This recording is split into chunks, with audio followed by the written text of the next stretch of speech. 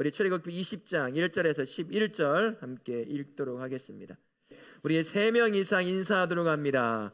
예수님 때문에 행복하십시오라고 인사하겠습니다. 예수님 때문에 행복하시기 바랍니다. 예수님 때문에 행복하시기 바랍니다. 우리 친구들에게 한번 물어볼게요. 우리 부모 세대에게도 물어보지만 놀이, 공부, 운동 등 이런 것들 중에서 제일 안 되는 게 뭐가 있을까요? 잘하네. 공부가 제일 안 돼요. 목사님도 마찬가지였어요. 목사님은 후회되지만 잘 안 되는 거 한 가지. 수학이 그렇게 안 됐어요. 수포자입니다.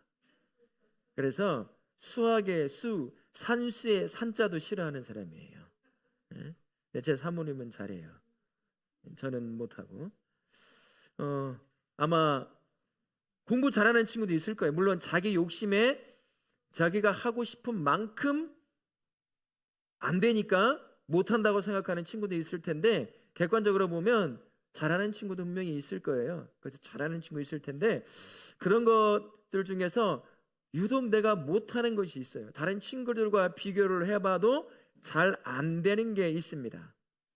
공부 중에서도 뭐가 제일 안 돼요?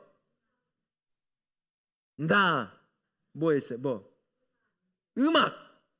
그게 공부예요, 음악이? 음악은 음악인데 과목에 있어. 그 공부가 아니야, 그건. 또 미술이 안 되는 친구도 있어요. 진짜 음악, 미술, 예술과 관련된 건 좀 타고나야 됩니다, 부모에게. 그거는 부모가 머리가 똑똑하고 안 똑똑하고 상관이 없어요. 목사님은 초등학교 때 공부는 못했는데 그림 그리기 하고 만들기는 무조건 매일 맞았어요. 친구들이 다 만들어 달라고 했어요. 다 그려 달라고 했어요. 그림은 잘 그려. 색칠만 하면 꽝이야. 색감은 없어서, 색감은. 그 대신에 연필로 다 그려줬어요. 연필만 그린 것만 보면 내가 1등인데 색을 칠하는 순간 꼴등으로 돼 있어요. 물론 만들기는 항상 1등이었어요. 차력으로 말머리 만들기부터 해가지고 선생님이 깜짝 놀랄 정도로. 알고 보니까 위에 이 예술적 감각을 가지고 있는 친척과 작은 아버지, 우리 둘째 누님 다 있어요. 우리 둘째 누님도 그 그림을 안 배웠어요. 누나도 안 배웠는데 그냥 보이는 대로 그리는 거예요. 이게 그려지거든요. 똑같이 보고 똑같은 연필을 들고 똑같은 스케치에다가 똑같은 걸 그리는데 여러분 결과는 어떨까요? 똑같이 안 배웠어요. 같은 나이야, 같은 시간이야, 같은 자리에 앉아서 그려요. 차이가 나거든요. 그래서 그런 거는 어느 순간 어느 정도는 주어진 것이 있긴 해요. 근데 열심히 노력하면 감춰져 있던 것이 또 때로는 개발되는 사람도 있습니다. 그러니 포기할 것은 아니에요. 취미로라도 한번 해보면 그게 원래 내 것인 것인지 발견할 때가 종종 있다라는 거죠. 여하튼 잘하는 게 있고 못하는 게 있어요. 근데 우리는 유독 어디에 마음이 꽂힐까요? 눈이 꽂히고 뭐에 꽂힐까요? 잘하는 게 꽂힐까요? 못하는 데 꽂힐까요? 못하는 데 항상 꽂혀. 잘하는 건 보지도 않아. 잘하는 건 남도 잘하는데 나만 이거 못해요 막 하면서 애를 쓰는 거죠. 우리가 그것을 어른들은 그런 유의 것을 뭐라고 말하냐면 아픈 손가락이다라고 이야기를 합니다. 가정 안에도 그런 게 있어요. 가정 안에도 나 지금 내 오빠, 언니, 형, 누나들 2명 이상 있는 사람 손 한번 들어보세요. 나까지 포함해서 3명, 2명, 나까지 포함해서 2명, 다 2명, 3명, 4명까지 있는 분도 있죠. 이 중에서 엄마나 아빠에게 아픈 손가락이다. 나는 아픈 손가락 같아. 엄마나 아빠에게. 아이고 한 명이 들었네. 큰일 났네. 큰일 날 일도 아니죠. 또 없어요? 나는 우리 집에서는 나는 아픈 손가락 같아. 응? 현아둑이었어? 아이고야 너무 어려서 아픈 손가락인가 보네. 어리면 그럴 수 있어요. 집에 가면 꼭 그런 친구들이 있어. 집에 가면 이제 못나거나 그렇기 때문이 아니라 스스로 못났다, 공부 못한다, 키 작다, 뭐 이런 것들 때문에 기가 죽어 있는 친구들이 있거든요. 근데 엄마 아빠는 정말 알아요. 그냥 얘가 자신감이 없구나. 얘가 자신감이 없어 뭘 하면 부끄러워서 아무것도 못하는 것처럼 그렇게 행동하는 친구들이 있어요. 우리는 엄마 아빠 입장에서 그걸 보게 되면 그런 친구가 아픈 손가락이에요. 이 손가락 중에 목사님 딱 정확히 아프네. 정확히 아파요. 벼가지고 5바늘을 꿰맸거든요. 지금 손을 많이 낫긴 했어요. 이 아픈 손가락인 거야 이게. 아픈 손가락이라는 게 있어요. 내 공부와도 마찬가지, 내 능력과도 마찬가지고 우리 안에서 누군가가 아픈 손가락처럼 자기는 남들이 보기에는 그렇지 않아 보이는데 스스로 나는 아무것도 아니라고. 때로는 진짜 남들과 비교했을 때 어느 특정한 분야에는 잘 못하는 것이 있어요. 한국 사람들은 뭐든지 다 잘해야 한다고 하거든요. 학원을 여러분 부모들이 보낼 때 하나만 보낼까요? 2개만 보낼까요? 3개만 보낼까요? 몇 개 보낼까요? 되는 대로 내가 벌어온 만큼 보태줄 수 있을 만큼 보냅니다.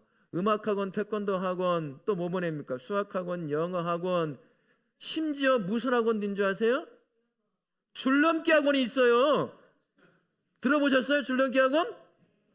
거기에 등급이 맺혀 있다. 세상에, 내가 거기서 선생하면 되겠네. 돈도 벌고. 돈만 되면 다 보내고 싶어. 왜 그런 줄 아세요? 부모는 내가 못한 거 내 자식은 다 잘하고 싶은 거야. 막 가서 음악학원, 음악하면 막 가가지고 딱 가서 앉더만 피아노를 막 치는 거야. 기타가 있네? 기타를 막 쳐. 드럼이 있네? 막 드럼 막 치고 막 농구만 하면 막 1등 막 가드하고 막 뭐든지 잘하고 내 자식은 잘했으면 좋겠거든. 이게 엄마 아빠의 심정이긴 해요. 그러다 보면 다 보내. 아무리 학원을 보내도 되는 것이 있고 안 되는 게 있더라고요. 그 중에 하나가 나한테는 아픈 손가락인 것처럼 가정 안에서도 연약함이 나의 연약한 자녀가 내가 아픈 손가락이 될 때도 있습니다. 오늘 우리 하나님이 이런 연약한 자들 향해 어떤 마음을 가지고 있는지 참 희한한 방법을 통해서 우리에게 가르쳐줘요. 여러분, 율법, 법 이런 거 쉬울까요? 어려울까요? 왜 어려워요? 네? 지켜야 하니까 어려운 거예요. 여러분, 신호등 잘 지켜요? 안 지키는 사람 많이 봤는데 뭐? 차 안 오니까 빨간불인데 가던데? 이 오송 신동초등학교 애들이 그래요.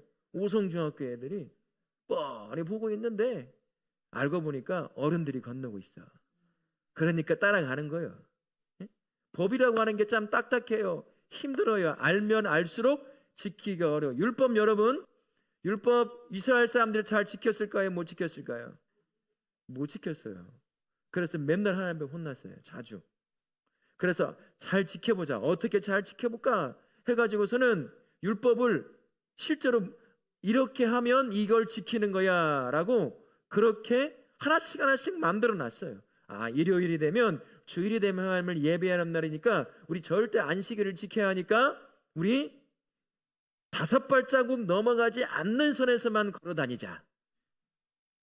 이게 화장실 겨우 갈 정도? 이거면 안식일을 지키는 거야. 그렇게 해서 막 600 몇 가지를 만들어 놨어요. 600 몇 가지를 그걸 지키려고. 60가지도 아니, 60가지도 지키려면 잊어버려. 몇 가지는. 600가지가 넘는 거예요. 근데 이스라엘 사람들이 하도 하나님의 율법을 말씀을 잊어버리고 안 지키니까 그렇게라도 해서 지키려고 애를 썼던 사람들이에요. 나중에는 안 지키면서 지키는 척 하는 것도 참 많이 있었습니다. 꼼수를 피기 시작했어요. 우리는 못 지킵니다. 율법이라고 하는 것, 법이라고 하는 걸 지키기가 참 힘들어요. 십계명만 한번 들어볼게요. 여러분, 십계명은 몇 개의 계명일까요? 십계명이 10개요? 어떻게 알았어? 십계명이 10개예요. 십계명이 10개인데 10개라 잘 지킬 수 있을 것 같죠? 근데 지켜지기가 쉽지가 않습니다. 앞에 4개의 계명과 뒤에 6개의 계명이 어떤 차이가 있을까요? 앞에 4개는 뭘까요? 누구를 향한? 하나님을 향해서 지켜야 될 계명이에요. 그리고 다음 6개는 누구를 향해서 지켜야 할 계명일까요? 사람들, 이웃. 그 사람들을 지켜야 될 계명이에요. 이걸 딱 보면 이 십계명이라고 하는 게 하나님을 향해서가 정해져 있어.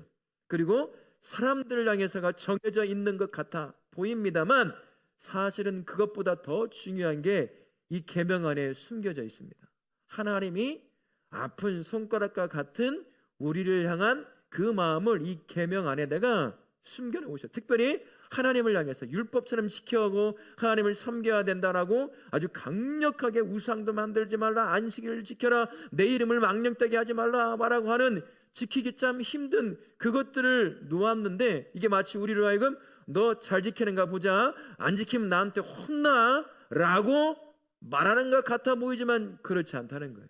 그 안에 아픈 손가락과 같은 그런 자들을 향한 하나님의 사랑의 마음, 관심이 들어가 있습니다. 우리 1계명 한번 볼까요? 말씀 한번 보세요. 20장 3절 말씀이죠. 같이 한번 읽어보겠습니다. 시작.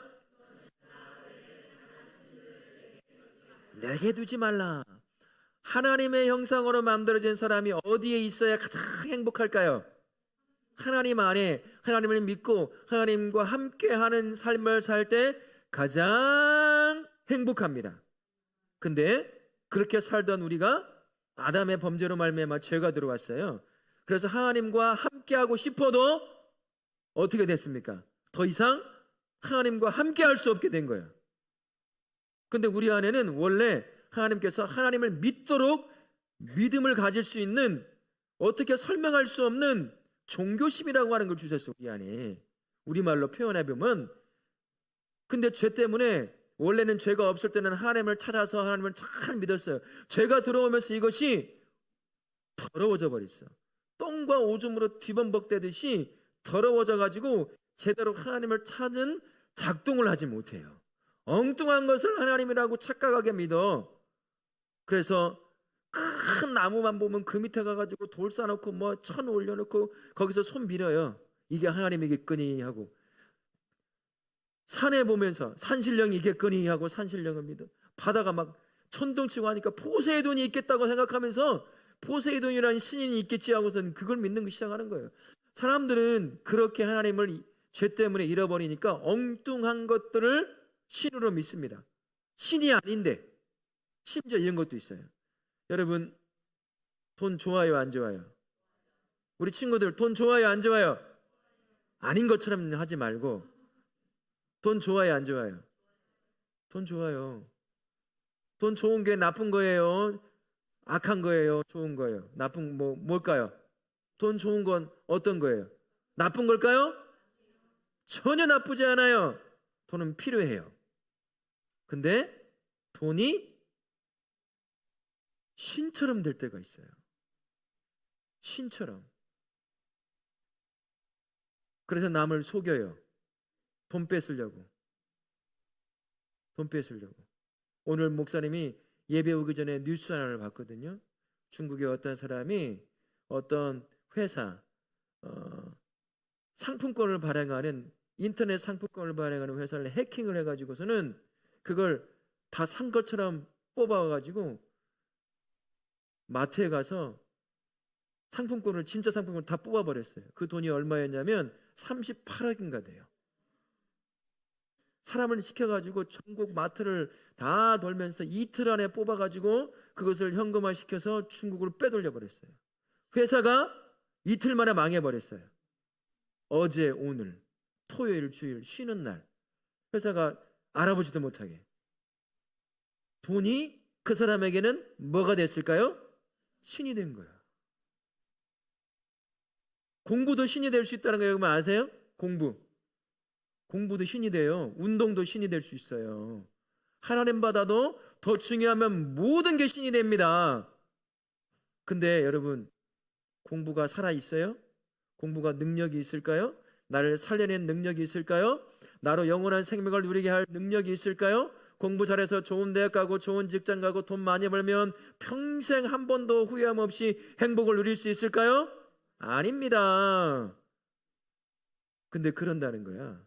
근데 놀라운 건 죽은 이것이 우리를 종처럼 부려먹어요. 그 돈이 우상이 되고 신이 되니까 어떻습니까? 속이죠. 사람 죽이죠. 스스로 돈 없다고 절망하다가 스스로 극단적인 선택도 하죠. 돈의 노예가 되고 종이 되니까 이런 일이 발생하는 거예요. 그래서 하나님께서 뭐라고 말씀하시냐면 나 외에 너 알거든. 네가 날 빼놓고 다른 것을 신처럼 여기면 너 반드시 종되어 죽는다. 그거 끌려다니면서. 그걸 알아요, 하나님이. 그래서 잊지 말라고, 내가 살아있는 내가 너의 신이 진짜 돼야 너 죽은 신이 너를 종으로 만들어 죽음의 길로 이끌어가는 그 삶을 안 살아. 그러니까 내가 너의 진짜 신인 걸 잊지 말아야 돼. 평생. 우리 하나님 그렇게 말하는 거예요. 자기만 믿고 뭐 그러라고 말하는 것도 있지만 다른 신을 믿어 죽음의 일로 가지 않게 만드시려는 하나님의 마음이 섞여 있는 거예요. 그 안에 연약하는 걸 알거든요. 우리는 무엇이든 우상을 만들어 신을 만들어 섬길 수 있는 존재라는 걸 아시기 때문에, 그러면 영혼이 죽어버리니까 그걸 못하게 하려고 나 외에는 절대, 성경에서 말하고 있는 나 외에, 하나님 외에는 절대 아무것도 신으로 믿지 마라. 그거 너 속이는 거야. 너 죽게 만드는 거야. 영원히 죽게 만드는 거야. 너 그런 거 쉽게 믿는 건 나 잘 알거든. 그러니까 나 항상 나만 기억해 라고 말하는 겁니다. 누굴 위한 거예요? 결국 알고 보니까 하나님을 위한 거예요? 누굴 위한 거였어요? 날 위한 거야. 날 살려내려고. 연약한 우리를 향한 하나님의 마음이 담겨져 있는 거죠. 두 번째 계명은 뭘까요? 출애굽기 20장 4절 말씀입니다. 같이 한번 읽어보겠습니다. 시작. 새긴 우상을 만들지 말고 그 또 하늘에 있는 것이나 아래로 땅에 있는 것이나 땅 아래 물속에 있는 것에 어떤 것도 만들지 말라라고 말합니다. 여러분, 지금은 안 그렇지만 옛날에 신을 섬길 때 건물을 지어요. 그죠? 자그마한 건물을 지을까요? 거대한 건물을 지을까요? 그럼 피라미드 한번 보셨어요? 직접? 목사님도 못 봤는데 엄청나요. 어디에 지었을까요? 물 많고 쉴 곳 많은 그런 곳에 피라미드를 짓나요? 아니면 어디에 지었나요? 사막 한복판에. 그 피라미드 한번 지으려고 얼마나 많은 사람이 죽었을까요? 그 돌 같은 걸 어디서 가져왔을까? 아직도 미스터리잖아요. 어디서 가져왔는지. 무슨 방법을 정확히 썼는지 모르잖아요. 그 피라미드를 짓는데 수십만 지타가 죽고 굶주려 죽고 돌 떨어뜨려 깔려 죽기도 하고 노동하다가 병들어 죽기도 하고, 수많은 사람들이 죽은 신, 가짜 신을 섬기는 신전을 지으려고 그렇게 고생하다가 죽었어요. 그게 한두 개인 줄 아세요? 엄청나게 많잖아요. 그러면 얼마나 많은 사람이 살아있지도 않은 죽은 신을 섬기려고 섬기는 신전을 짓다가 죽었겠습니까? 가짜 신이 그래요. 가짜 신은 그렇게 우리를 죽여요. 근데 하나님께서는 어떻게 한 줄 아세요? 하나님이 거대한 신전을 지으라고 했을까요? 처음에 보이지 않은 자신을 동행한다는 것을 알게 만드시려고 처음에 만든 것이 있어요. 뭐가 있을까요? 처음에 내가 이곳에 있을게 라고 한 게 뭐가 있을까요? 성막. 말이 성막이지 다른 말로 표현하면 뭘까요? 텐트예요. 텐트. 가죽으로 된 텐트. 우리 하나님이 그런 신분이에요. 사람들은 눈에 보이고 귀에 들려오고 만져져야 이게 하나님이구나가 알잖아요. 잠깐만 모세가 한 달만 없어져 봐도 이스라엘 백성들이 뭐 만든지 아세요? 보이는 하나님 만들려고 금송아지 만들었어요. 금송아지를.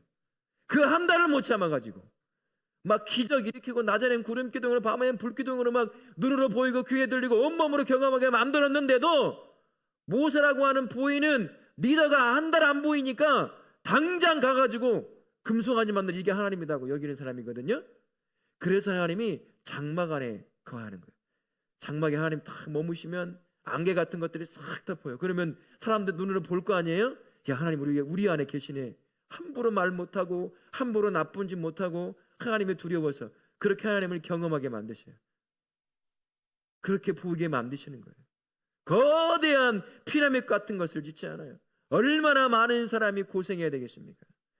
거짓신은 그래요. 그렇게 사람을 죽입니다. 평생 그렇게 지은다고 그걸 지어놓는다고 거기에 있는 것이 살아있는 신이 되겠어요? 아닙니다. 우리 하나님은 그렇지 않다는 거예요. 평생 노예로 부려먹어요. 우상은, 가짜 신은. 하지만 우리 하나님은 절대 그렇지 않다는 거예요. 그래서 우상을 만들지 말라고 하는 이야기는 나만을 바라보고 나만을 섬기라는 이야기도 되지만, 그걸로 인해서 다른 죽은 신들이 지어내는 수많은 거대한 신전을 지어서 나의 인생을 지배하고 노예처럼 부려먹고 그렇게 죽게 만들려고 하는 것이 아닌, 나는 진짜 너를 사랑하는 신이야, 내가 너를 그렇게 종처럼 부려먹는 신이 아니라는 것을 계명을 통해서 알려주는 거예요. 결국에는 하나님을 향한 계명처럼 보이지만 하나님이 보셨을 때 그 계명은 누구를 위한 계명일까요? 날 위한 계명이에요. 쓸데없이 우상 섬기는 자들이 세워내는 그런 거 세울 필요 없다는 겁니다. 나중에 신전을 져요. 성전을, 예루살렘 성전. 거대했을까요? 볼품 없었을까요? 거대하지 않아요. 볼품 없지는 않았어요. 나중에 헤롯 대왕이 유대 백성들에게 환대를 얻으려고, 환심을 살려고 거대하게 짓긴 했어요. 그 다음 피라미드 같이 그렇게 크지는 않았습니다만 화려하고 멋있게 지어놨어요. 근데 그 이전에는 그렇지 않았습니다. 다른 신들을, 죽은 신들을 섬기는 그러한 피라미드하고 비교하면 이건 신전도 아닌 거예요. 우리 하나님 그러신 분입니다. 자신을 섬기되 종처럼 짓눌려 섬기지 않게 만들려고 하시는 분이 우리 하나님이십니다. 우리는 언제나 연약해서 짓눌려 죽을 수밖에 없는 존재라는 걸 아시거든요. 그게 우리 하나님이라는 것입니다. 네 번째 계명 한번 봅시다. 출애굽 20장 8절부터 10절이죠. 같이 한번 읽습니다. 시작. 안식일을 기억하여 거룩하게 지키라. 엿새 동안에 힘써 내 모든 일을 행할 것이나 일곱째 날은 내 하나님 여호와의 안식일인즉 너나 내 아들이나 내 딸이나 내 남종이나 내 여종이나 내 가축이나 내 문 안에 머무는 객이라도 아무 일도 하지 말라. 안식일에 관한 이야기거든요. 하나님께서 안식일에 아무 일도 하지 말고 쉬라고 했어요. 쉬라고. 근데 사람이, 여러분, 쉬워질 것 같으세요? 엄마 아빠한테 물어보세요. 이 주일날도 내가 조금 일해서 돈을 벌 수 있다라고 하면 엄마 예배 드리러 갈래요? 돈 벌러 갈래요? 한번 물어봐요. 갈등할까요? 안 할까요? 갈등할까요? 안 할까요? 그럴 때 좀 많이 준다면 갈 수도 있지 않을까? 응? 평상시보다 배를 준다면. 사람은 그러거든요. 사람은요, 내가 원하는 것을 얻을 수만 있으면 하나님만을 섬기고 교제하고 누군가를 섬겨야 될 이 안식이라고 하는 주일날도 뭐든지 할 수가 있어요. 근데 안식일이 없으면 누가 가장 힘들 것 같으세요? 연약한 자가 힘들거든요. 이 당시에는 누가 가장 힘들었을까요? 가장 밑에 있는 사람들. 주인들은 안식일이니까 쉬겠죠. 그들은 계속 일해야 됩니다. 근데 하나님께서 명령으로 내려서 안식일엔 아무도 일하지 말라. 심지어 어떤 것도 움직이지 못하게 했을까요? 가축들조차도 움직이지 말라. 이방인들, 하나님을 알지도 못하는 이방인도 이 땅에 머물면 절대 안식일에는 일하려고 하지 말아라. 그랬어요. 근데 이스라엘 사람들이 어떤 사람들입니까? 그들도 죄인이잖아요. 안식일을 지켜내는 것을 율법으로 만들어, 아까 제가 목사님이 농담 삼아 얘기했지만 실제거든요. 몇 걸음 이상 걷지 않으면 안식을 범한 게 아니야. 그 걸음에서 한 걸음만 떼도 안식을 범한 것이었어요. 누가 알까요? 누가 지켜보고 있을까요? 본인이 알아요. 꼼수가 생기기 시작하는 거예요. 그렇게 만들어 놓으니까. 사람은 그렇습니다. 그래서 그거 가지고 그거 못 지키는 사람들을 계속 정죄해요. 죄인이라고, 안식일을 어겼다고. 특히 누가 그랬을까요? 예수님 시대에 바리새인들, 지네도 못 지킨 게 많거든요. 여러분, 10걸음 걸어 안식일 날. 그거 노이로제 걸려요. 세면. 오늘도 10걸음, 9인가 10인가 11인가. 딴 생각 하다 보면 잊어버려. 못 지켜요, 그거. 근데 자기는 지킨다고 하면 사람들을 계속 너 못 지킨다고, 너 죄인이야, 너 죄인이야, 그렇게 만드는 게 사람이라는 것이에요. 한편으로는 지켜보려고 얼마나 애를 썼겠어요. 하나님이 말씀을 안 지키니 하나님이 징계를 내리니까 그렇게 안 넘어가려고 지키려고 했던 건데 결국은 그렇게 또 무너지는 거야. 여튼 하나님께서 안식일을 주신 것은 이를 통해 남들은 쉬고 연약한 자들은 끊임없이 종이 된 사람들은 쉬지도 않고 일을 해야 돼요. 얼마나 힘들겠습니까? 그러니까 다 쉬게 만드시는 거예요. 하나님을 예배하고 함께 가족끼리 교제하고 형제와 자매, 힘들고 어려운 자들을 섬겨 세우는 날로 그렇게 세운 거예요. 안식일을 지켜 하나님을 예배하게 했으니 안식일을 지키는 것도 결국에는 하나님을 향한 걸까요? 누구를 향한 계명일까요? 나를 향한 계명이에요. 여러분, 그래서 7일 중에 하루 그 쉬는 거 절대 잊어버리면 안 돼요. 돈 좀 더 준다고 이 안식을 깨면 죽습니다. 공산당이 그렇게 해봤어요. 11일 단위로 끊어봤어요. 11일 단위로 끊어서 11일째 쉬고 9일을 일하고. 능률이 오를 수 있을까요? 사람 몸은 그렇게 못합니다. 안 된다는 거예요. 그래서 안식이라고 하는 건 하나님만을 예배하고 섬기는 날이기도 하지만 결국에 하나님께서 왜 그 일을 시켰냐면 우리가 노동으로 죽지 않게 만들기 위함인 거예요. 그래서 안식일조차도 우리를 향한 연약한 아픈 손가락과 같은 죄 가운데서 벗어날 수 없는 우리를 향한 하나님의 사랑과 관심이 담겨져 있는 게 바로 이 계명이라고 하는 것입니다. 우리 하나님 바로 이런 하나님이셔요.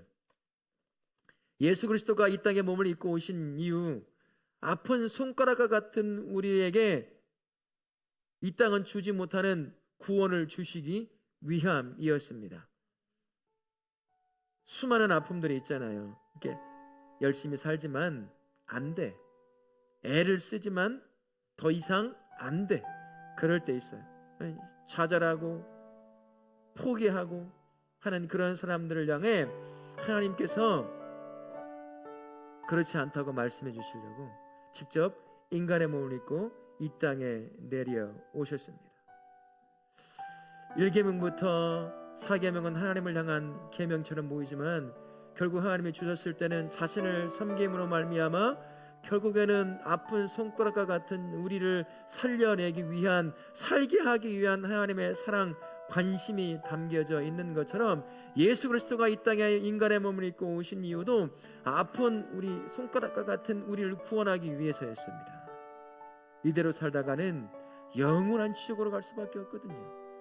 그래서 우리 하나님께서 직접 인간의 몸을 입고 오셔서 우리의 삶을 사시고 십자가를 지시고 사망 권세를 직접 몸으로 겪어 죽으시고 그 권세를 이기시고 부활하신 것이죠. 누구를 위한 것이었습니까? 나를 위한 거예요. 하나님에게는 우리가 아픈 손가락과 같은 존재예요. 자신을 찾아 영원한 구원과 행복을 누리면 좋겠지만 우리 그러지 못하잖아요. 내 안에 복음이 들어오지 않으면, 내가 예수님을 만나지 않으면 절대 그 구원 못 누리잖아요. 근데 보이지도 않아 하나님이. 그게 어떤 분인지도 몰라. 엉뚱한 것을 섬기고 살아가요. 도저히 안 되겠다 싶어 하나님이 우리와 같은 인간의 몸을 믿고 오신 거거든요. 누굴 위해서요? 날 위해서. 이 한 주간 여러분이 스스로를 볼 때 약해, 부족해, 능력이 없어 보여요. 애를 쓰지만 내가 원하는 만큼 결과를 얻지 못하는 것을 보면서 좌절하기도 하고 실망하기도 하고 그래요. 가정 안에서도 그렇고 우리 어른들도 마찬가지죠. 하나님 오셨을 때 아픈 손가락과 같은 그러한 삶을 사시는 분도 있을지도 모르겠습니다. 하지만 그건 내 생각이고 우리 하나님이 나를 다르게 본다는 게 중요한 거 아니에요? 날 사랑하시는 하나님이 네가 세상에 너를 보는 것과 너무 다르게 우리를 보고 있다는 겁니다.